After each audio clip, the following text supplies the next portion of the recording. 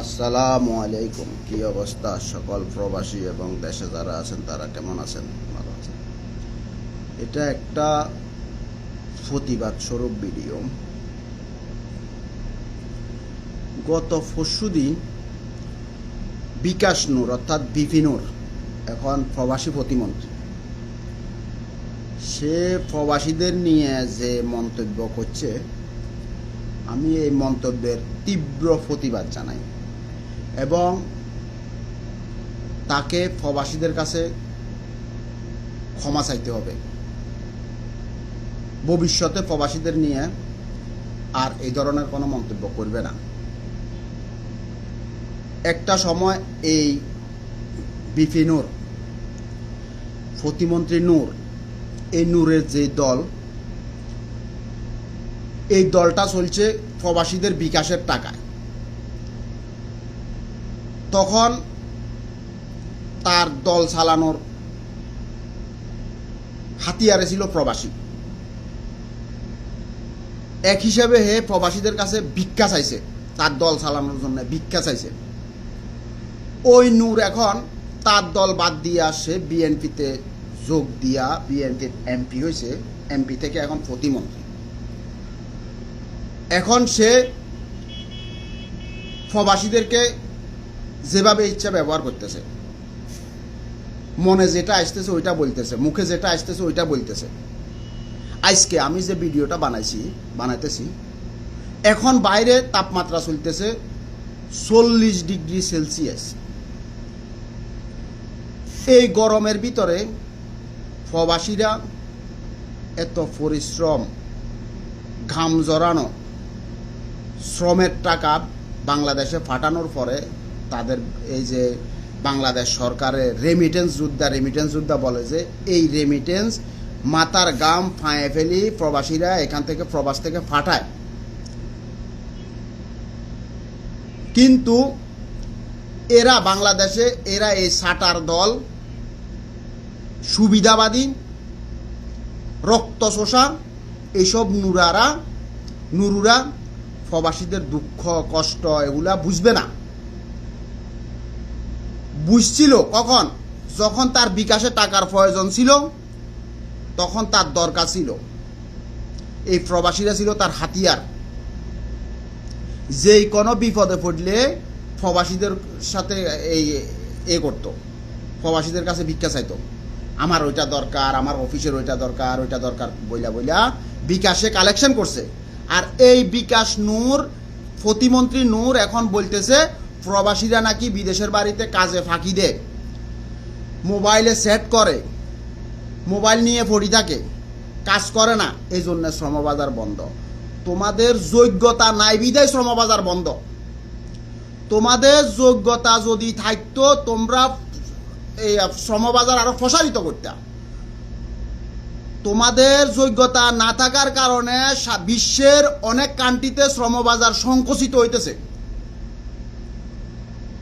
শ্রমবাজার বন্ধ হইতেছে, প্রবাসীরা অবহেলিত হইতেছে।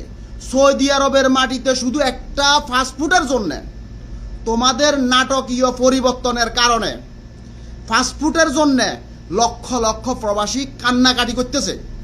তোমরা দেশে থাকি কি বুঝবা? তোমাদের বুঝার মতো হে শক্তি আছে?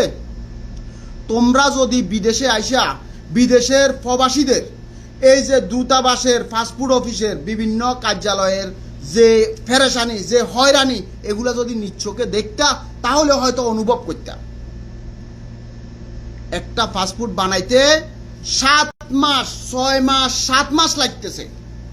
কত মানুষ এই ফাস্টফুডের কারণে আকামা বানাইতে পারতেছে না, বেকার হয়ে যাচ্ছে ফাস্টফুডের কারণে, কফলা হইতে পারতেছে না, দেশে যাইতে পারতেছে না, এই ফাস্টফুডের কারণে। তোমরা প্রবাসীদেরকে সেবা না দিয়া, প্রবাসীদেরকে এই সহযোগিতা না করিয়া, প্রবাসীদের নিরাপত্তা নিশ্চিত না করিয়া, প্রবাসীদের শ্রমবাজার না করিয়া, এই বড় না করিয়া তোমরা সংকুচিত করতেছ। তোমরা দেশে থাকি থাকি মুখে যেটা আসতেছে ওইটাই বলতেছ, এগুলা ঠিক না। অনুরোধ, বিপি নূরের কাছে অনুরোধ থাকবে, তুমি প্রবাসীদের কাছে নিঃশর্তভাবে ক্ষমা চাইবে। প্রবাসীরা এখানে বেতন নিতেছে বিনা কাজে নয়, কারো চেহারা দেখে কোনো কফিল বেতন দেয় না, কোনো মালিক পক্ষ কোনো কর্মচারীকে বিনা কাজে টাকা দেয় না, কাজ বুঝে নেওয়ার পরে বেতন দেয়, কাজ বুঝি নেওয়ার পরে বেতন দেয়।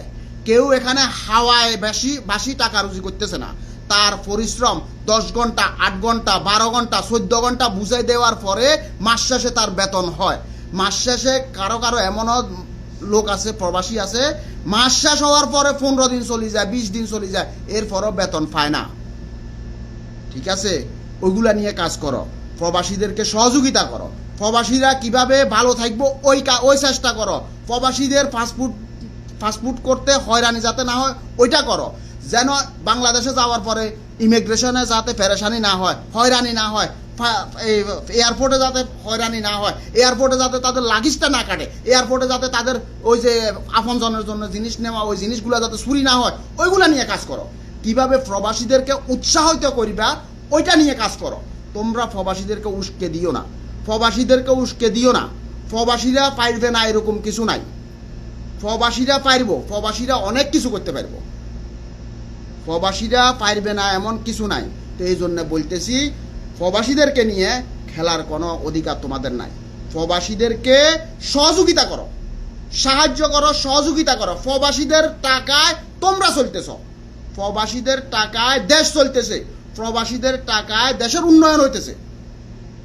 এই জন্য বলতেছি, প্রবাসীদেরকে নিয়ে খেলবা না, প্রবাসীদেরকে সম্মান দিয়ে কথা বলবা। ওকে, আল্লাহ হাফেজ, ভালো থাকবেন। সকল প্রবাসীকে বলতেছি, এটার প্রতিবাদ করেন, এটার প্রতিবাদ করেন। আমরা সুখে থাকতাম চাই, এখানে শ্রম দিতেছি, অনেক পরিশ্রম করতেছি, এরপরও আমরা শান্তি চাই, আমাদের দেশটা ভালো থাকুক, আমাদের দেশের মানুষ ভালো থাকুক, এগুলা চাই আমরা, আর কিছু না। আল্লাহ হাফেজ, ভালো থাকবেন। আসসালামু আলাইকুম।